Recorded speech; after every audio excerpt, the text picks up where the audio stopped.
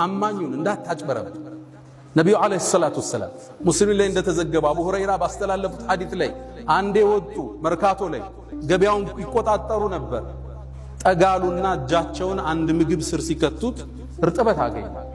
አንተ ሰው ሆይ ይሄ እርጥብ የሆነው ምንድነው አሉት። የአላህ መልእክተኛ አሳበቱ ሰማ ዝናብ አግኝቶት ነው አላቸው። ታዲያ ከላይ አታደርገው የሚገዙት እንዲያዩት አለ። ተመልከት የእስልምናን ጽዳት።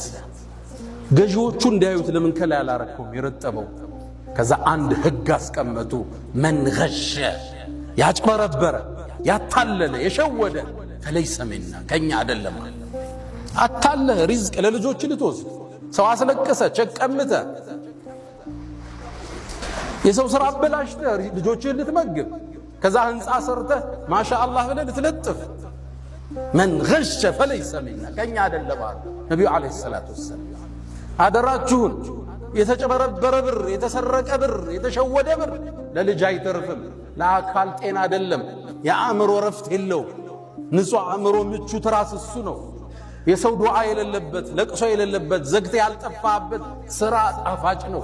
ለልጅ ይተርፋል።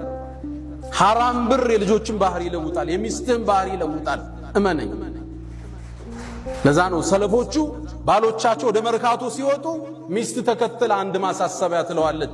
እባክህን ሐራም ይዘህብን እንዳትመጣ፣ ከረሃብ እንታገሳለን፣ ከሳት ግን መታገስ አንችልም ትለው ነበር። መን ገሸ ፈለይሰ ሚና።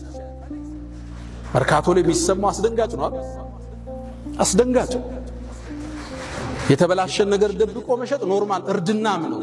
አንተ ቢዝነስ አልገባህም ሁሉ ሊልህ ይችላል።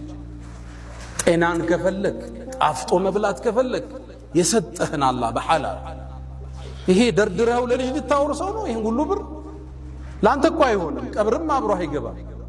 ልጅህ እንደፈለገ የሚያረጋውን ብር ሰው አስለቅሰ ታመጣለህ።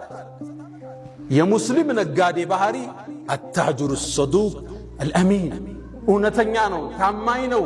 ሙስሊም ካበለ ቀኑ ዘነበለ፣ ሙስሊም ከዋሸ ቀኑ ተበላሸ። አያቶቻችን ያስከበሩት ታሪካዊ ስማችን ታማኝ ነጋዴዎች፣ ደጎች፣ በዚክር አብረው የሚነግዱ የሰውን ችግር የሚረዱ አያቶቻችን።